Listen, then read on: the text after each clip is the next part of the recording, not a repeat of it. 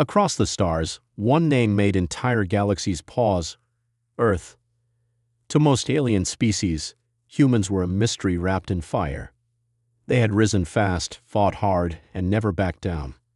In just a few centuries, humans had gone from learning to fly to launching deep spaceships that pierced enemy lines like sharp knives through soft fruit. Some called them fearless. Others called them reckless. But almost all agreed on one thing: humans were dangerous. In the Galactic Union Council, an ancient alliance of powerful alien civilizations, the subject of Earth had become impossible to avoid. Holoscreens across the room lit up with footage: humans battling pirates, humans surviving black hole storms, humans arguing with alien kings and somehow walking away alive. "This is not a species we should trust," a grayscaled senator from the Threx Empire growled. "They're too emotional. They act before thinking," added a diplomat with 6 eyes from the Wyvern fold. "And yet, they'd always win," whispered a soft voice from the shadows. The council's grand speaker, a towering creature with glowing skin, finally raised a hand. Silence fell like a hammer. "We cannot ignore Earth any longer. We must decide: welcome them or stop them." The decision was split. Some wanted to ban Earth from all space lanes. Others, especially smaller worlds afraid of war, believed Earth might be a powerful ally. After hours of arguing, a compromise was reached. "Send one human to represent them," the Grand Speaker declared. "Let the galaxy judge humanity through this one soul." Back on Earth, the United Human Governments received the summons with mixed feelings. It was both a threat and an opportunity. They needed someone bold, smart, and able to handle aliens without causing a war. The choice was obvious: Sergeant Rhys Calder. Rhys wasn't just any Marine. He had ended civil wars without firing a shot. He had talked warlords into peace treaties and convinced machines to spare humans. He was tough when he had to be, kind when he needed to be, and always 5 steps ahead. When told of the mission, Rhys simply raised an eyebrow. "So, I'm Earth's first impression?" he asked. "Yes," replied the official, "and probably its last chance." Rhys smiled and zipped up his travel uniform. No pressure then. He boarded the diplomatic shuttle, heading straight toward the alien core worlds. The stars outside shimmered like silver dust. Inside, Rhys reviewed files on each alien species: what they feared, what they valued, and how to speak their languages without starting a war by accident. He leaned back in his seat and whispered to himself, "Let's see if talking works better than shooting this time."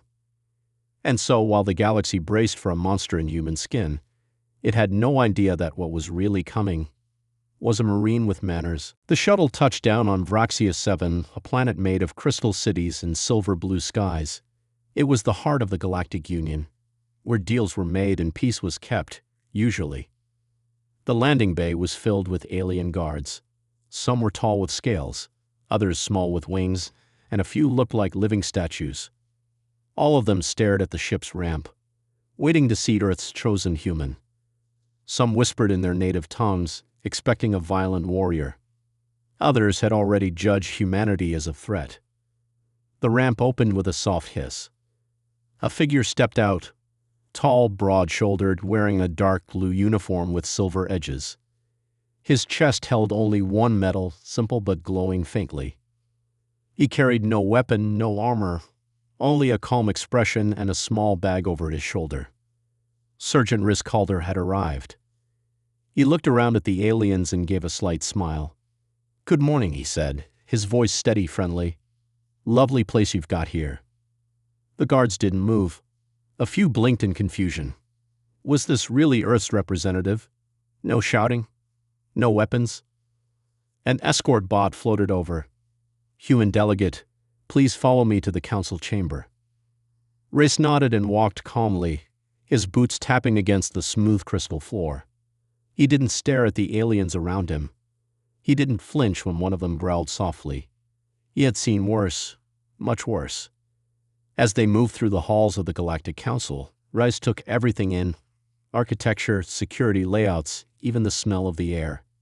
Every detail mattered. Every move was part of the mission. Inside the grand chamber, leaders from 100 worlds sat in floating chairs. The room glowed with starlight from above. Every species had a unique design for their seats, thrones, pods, or giant cushions.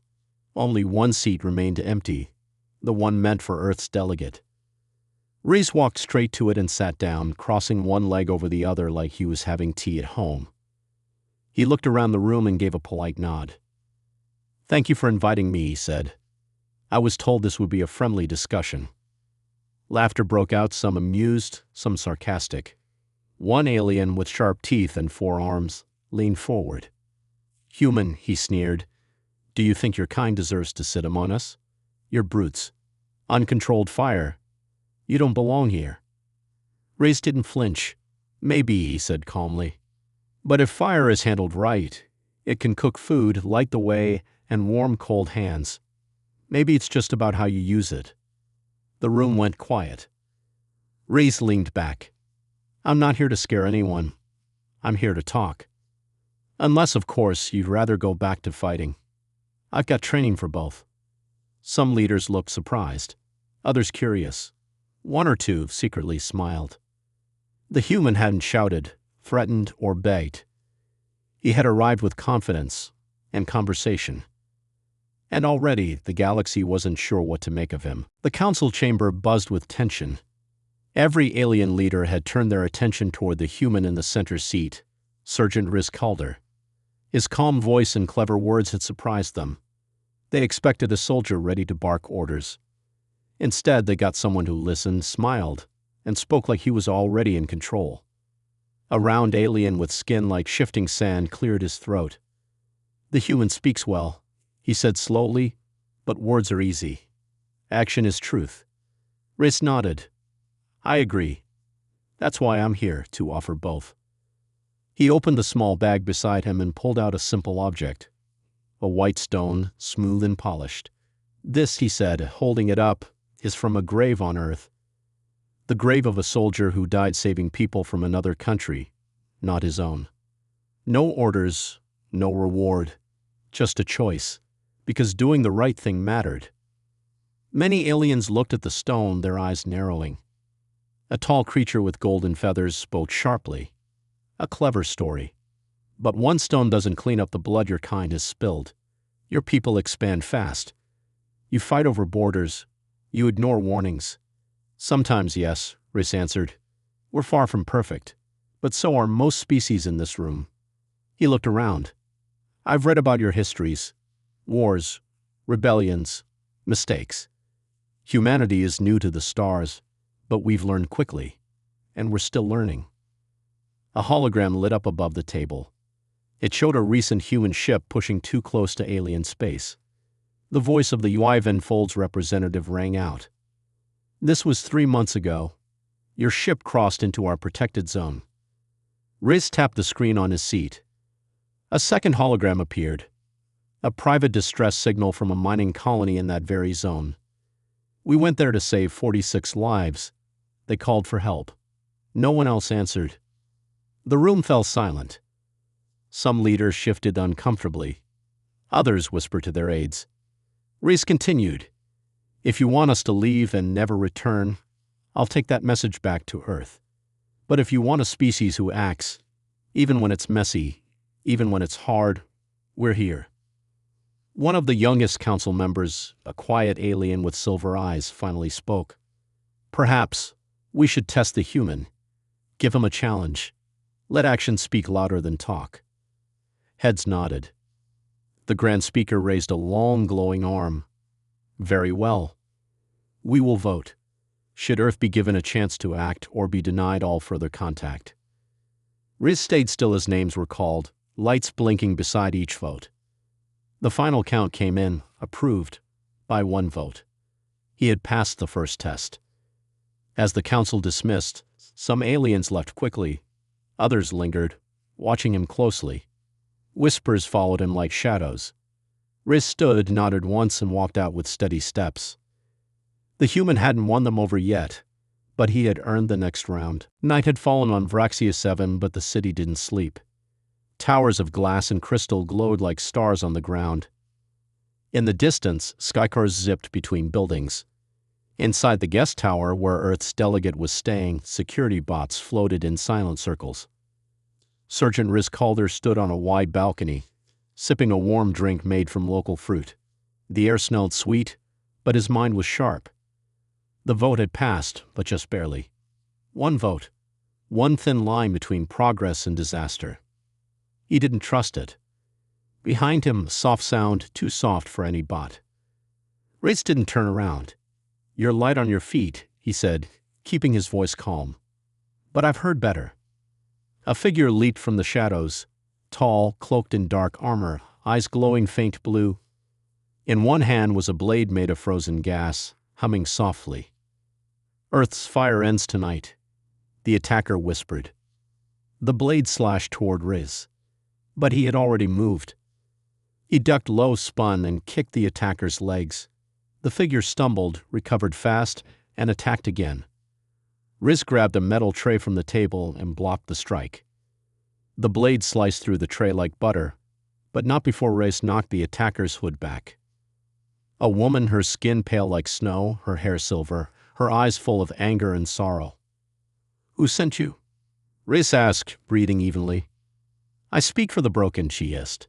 "For the ice moons. Your council ignored our cries. We begged for help. They turned away.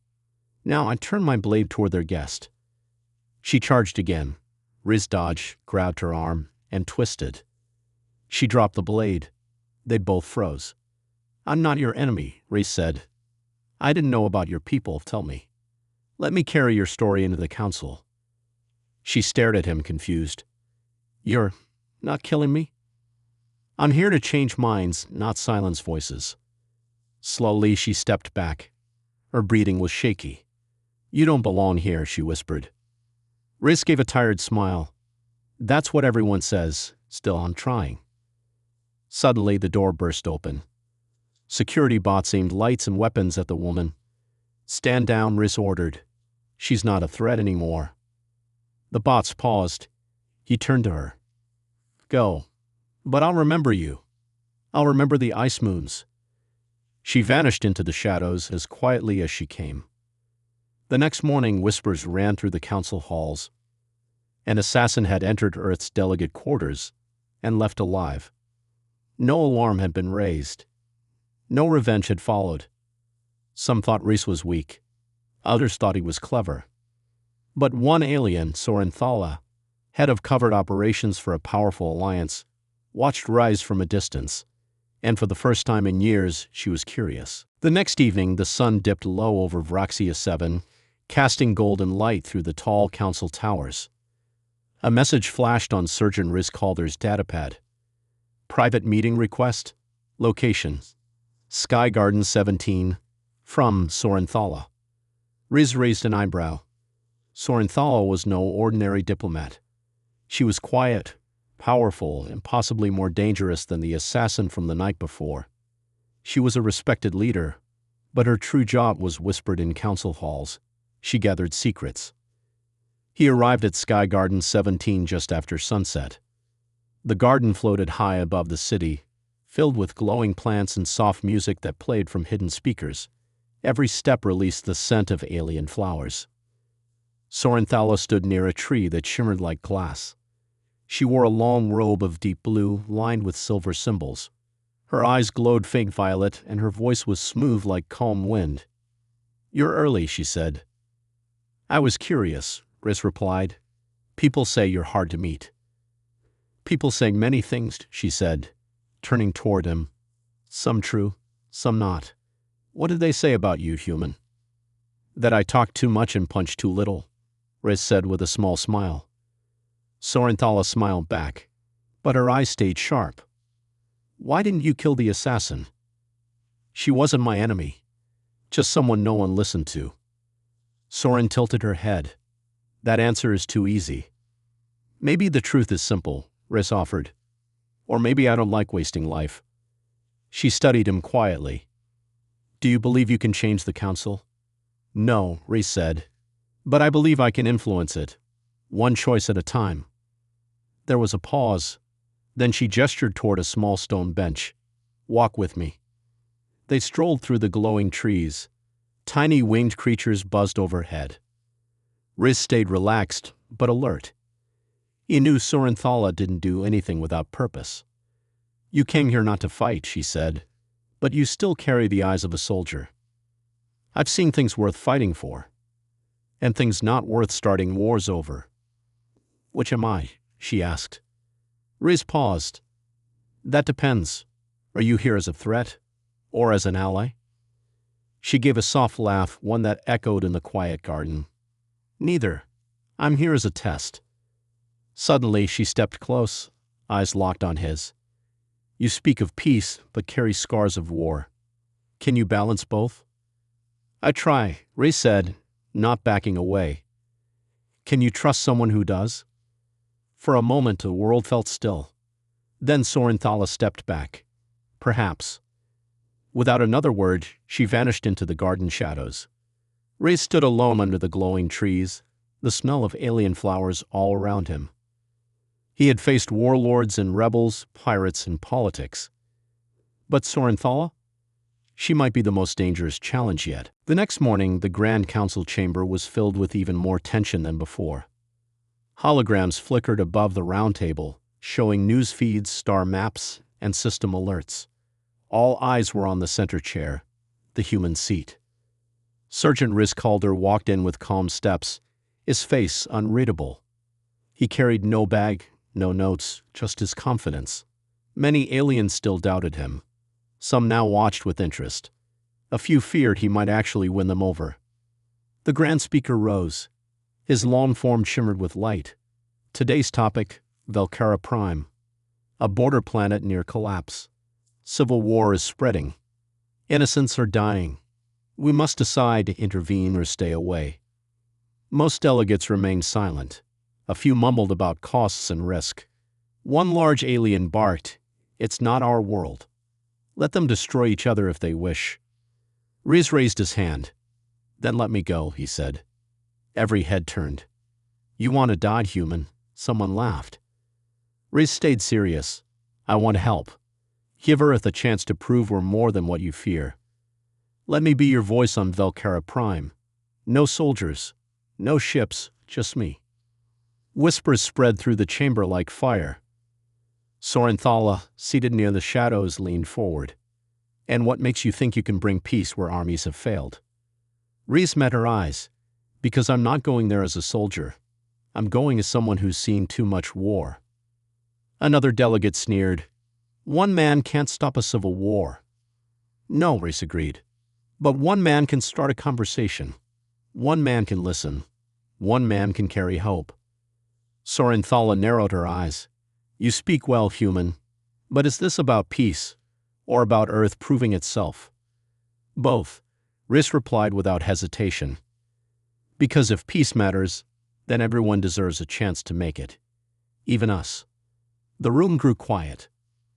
One by one, lights on the council table blinked. Vote in favor, 56. Vote against, 42. Mission approved. The Grand Speaker spoke again. "The Council grants you this task, Riz Calder. You will leave for Velcara Prime at once. Know this, if you fail, Earth's name may never rise again in this chamber." Riz stood. Understood. As he turned to leave, a message blinked on his comm device. A new mission partner had been assigned for observation and report. "Name, Sorinthala."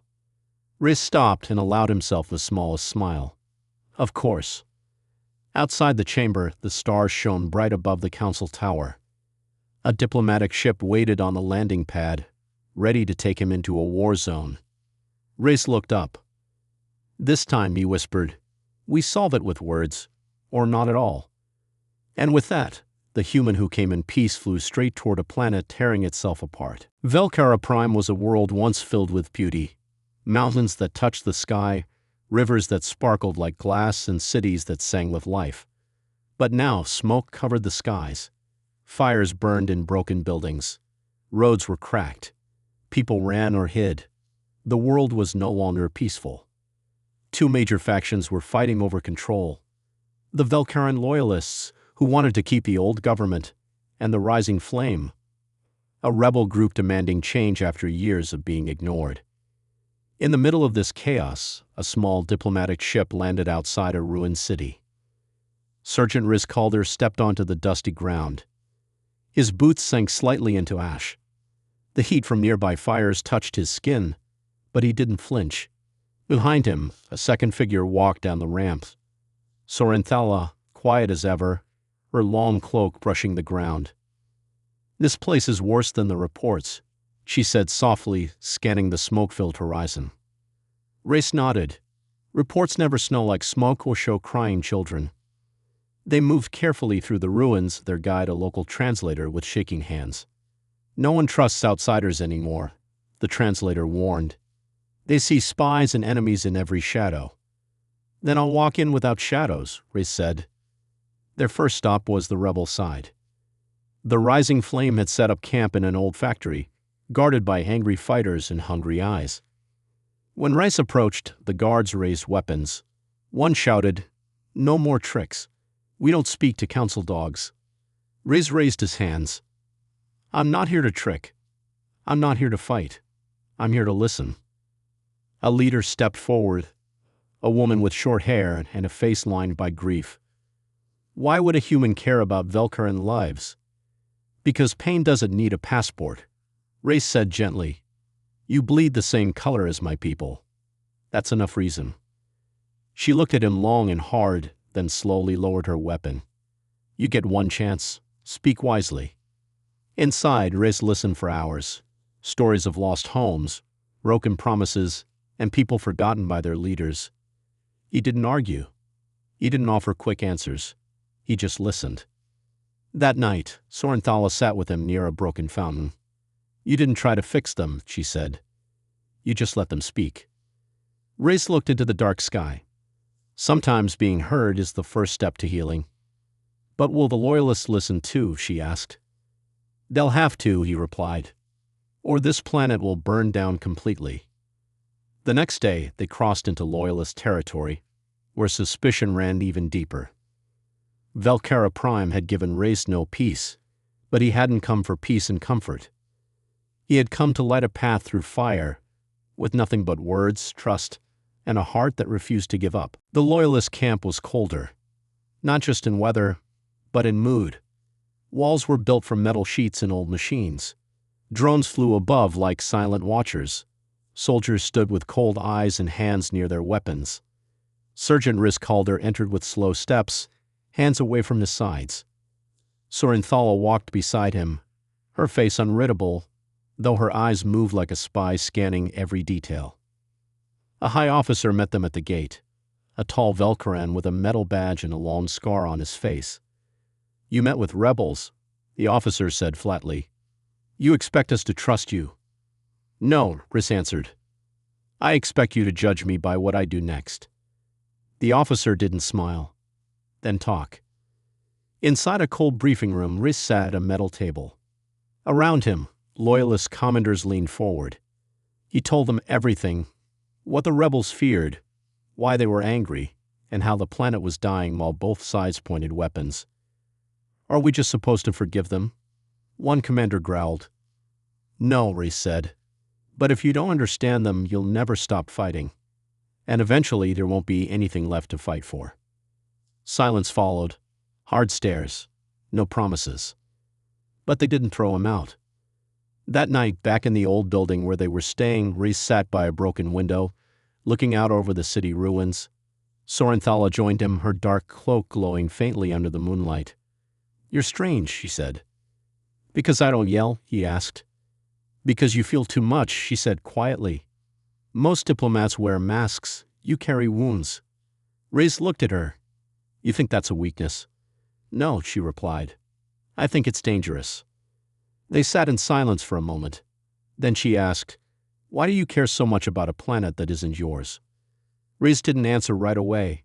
Then he said, "Because someone has to care.